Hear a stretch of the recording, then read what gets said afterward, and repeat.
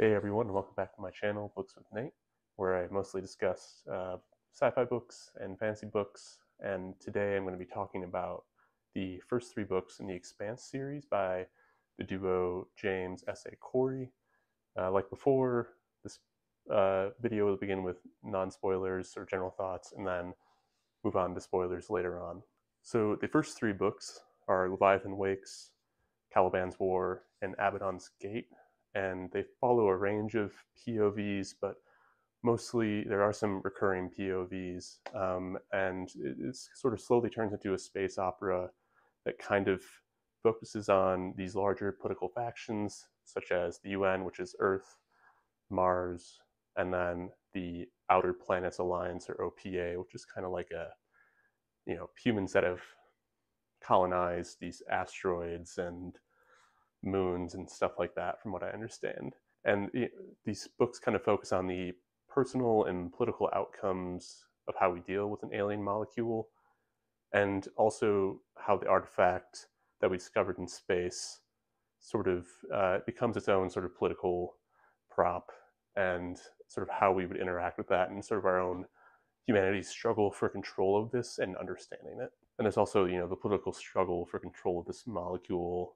to use it for our own political gain, and sort of, the possibilities that come with that.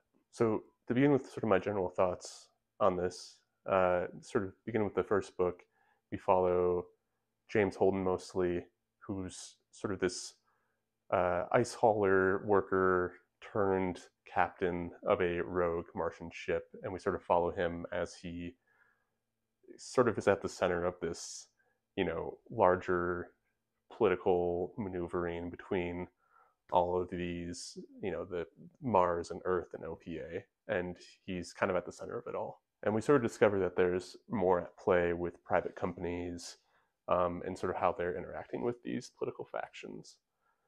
And sort of my opinion of Holden is, I don't really like him at first. Not, he's not a bad person. He's just trying to kind of do his best. But I did find his crew a little bit more entertaining, and I ended up liking the crew a little bit more. And I can kind of go into details more on that in the spoilers later. And there were some other POVs later on, like Abasarla and Bobby, who I ended up really enjoying and reading about, and sort of getting their own inner dialogue and thoughts. And just kind of keep it with the non-spoilers for a little bit more, I ended up liking the series more by book 3. I think the first two books do a really good job of setting up for book 3, but it's more so looking back on that now, I appreciate them more. I definitely say in the first book, I did like the sort of mystery of this alien molecule, that proto-molecule that appears, and sort of how humanity tries to sort of deal with that, but that doesn't really get focused on more so until book 3. And sort of as the series goes on, you kind of see the scope get wider and larger, and sort of, you get that sense of kind of like what you're looking from a space opera, sci-fi, this sort of sense of we're not alone. I think that's something that really intrigued me about the book and the series. I was definitely intrigued to see what Leviathan means. I have a political science background, and I know Leviathan by Thomas Hobbes, which is a big political science important read. But yeah, it was just I really did like these first three books. I would definitely recommend it if you're looking for entertainment. I think the books are pretty fast paced. Most of the POVs are entertaining. The first book, I didn't really like either of the POVs. Miller, who's sort of this detective, I got annoyed with him pretty quickly, but in the first book. But I would say the first three books are rather good, and definitely recommend starting it. Overall, I gave these first three books 4.25 out of 5. I know that sounds ridiculous, but just kind of averaging it out. And yeah, definitely there were a lot of highs, but also some lows. But it was a overall good time. And now to move on to the spoilers. Starting with Leviathan Wakes, the beginning of this book really caught me, with Julie Mao sort of coming into contact with the proto-molecule, and sort of then Holden or not Holden, Miller, trying to sort of discover what happened to her. He was hired by her family to find her, and that first sort of prologue really caught me because it definitely felt eerie and weird, and I think that sort of helped set the stage for the book, sort of discovering about this mystery of this alien artifact, or molecule, and sort of beginning to understand why it's there. Yeah, I just thought that part was really cool. Sorry, don't mind my cat Gertie, but I really did enjoy the Miller detective plotline at first, but he definitely got to be a lot more annoying towards the middle because he kind of became obsessed with Julie, and I just found that it kind of came out of nowhere. And she dies and he sees her and they're having all these interactions, and I just did not care one bit. And to be honest, I'm kind of glad he died at the end. Sue me, but at that point I was just fed up with him, and I'm glad he sacrificed himself. And with Holden, I'd say my opinions changed of him by book 3, but at the beginning he was kind of a very like, there's a good and a bad, and that's it. And Gertie, no, okay, she wants to go behind the books. All right. So with Holden, there's like a good and a bad, and which is fine, but I just didn't really enjoy his sort of POV in the first book. I think I found his crew a lot more entertaining, and like in Naomi especially, like when she just kind of calls him out on his BS. That's something I enjoyed seeing, and he was like, "Damn, you're right," like I am like this, I am sort of like, I have been sort of using women, just for no reason, and then he kind of grows from that, and they fall in love with each other, yada yada yada. I think for Holden, it was good to see him sort of be confronted by somebody like Miller, because Miller definitely had different morals of how justice should be served. Like with the company's sort of head of research that he shot because he ended up killing, this researcher, and their company sort of led to the destruction of, I believe it was Ganymede Station, and sacrificed 1.5 million people for a project. And you kind of see Miller and you're like, yeah, I get that. And I think sort of Holden trying to like be confronted by that and eventually kind of like change from him, I think we see over the first 3 books, and I did enjoy Holden more by book 3. So to sort of wrap up Leviathan Wakes, I'm glad Miller died. Now, Calibans War, this book was a little bit more focused on the political maneuvering of all these factions and sort of the tensions that arise from these several small battles that kind of break out, and how everybody would deal with that. And the proto molecule kind of takes a back seat, as it's on Venus, sort of growing, and nobody really knows what's going on. I will say this book took a while to get through because I was much more interested in the sort of alien aspect of it all versus the political maneuvering that happened. But as I said before, I've come to appreciate it a little bit more because it is important to sort of set up these characters and these factions a little bit more, and like the amount of tension that there is between everybody. I think that was a really important step, especially for book 3, because you kind of see like, oh, okay, like this is why everybody is sort of this weird back and forth, a lot of tension in the air, and it sort of helps explain what's happening. And as for characters and POVs, I really liked Avasarla, I believe is how you pronounce it. Although I gotta admit, at the beginning, I did not know how powerful she was. I think I just missed, that she was this powerful UN figure, because I think how she's introduced, it's like she's at this meeting and she kind of just tells all these UN bigwigs off.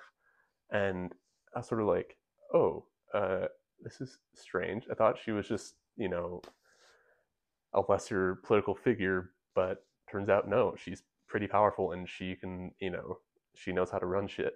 And I ended up really liking her. And, you know, that was my mistake for just not catching that. Fully admit that. I definitely came to appreciate her character as like a political, like a shrewd politician who's also, you know, trying to do the right thing.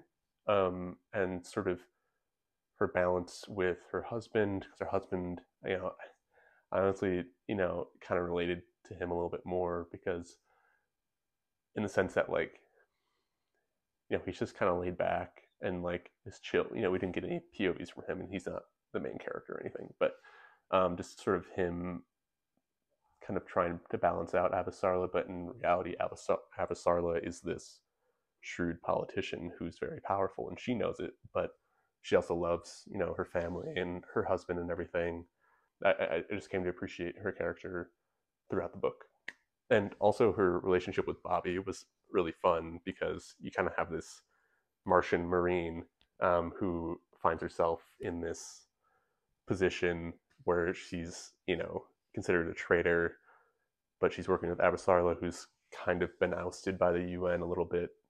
And she eventually, you know, comes back into the fold. But yeah, it was just kind of, their duo was fun to read. And with Prax, he's somebody who kind of fell flat for me too. I liked sort of his motivations at first.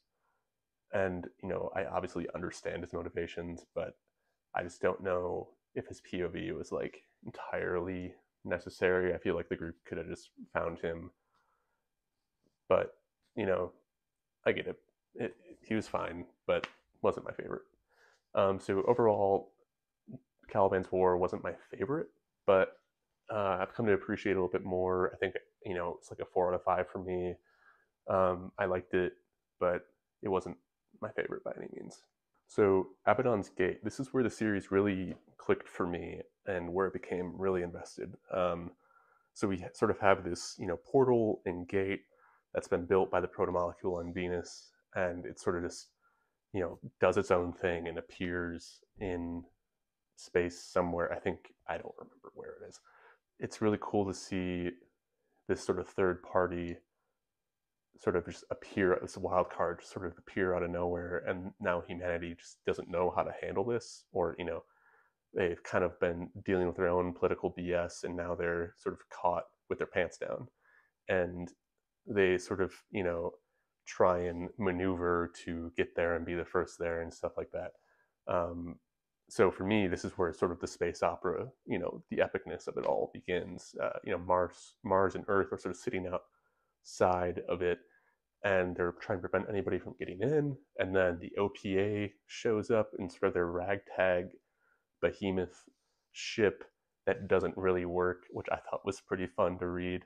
I just thought that was a really, that's just sort of where it picked up for me.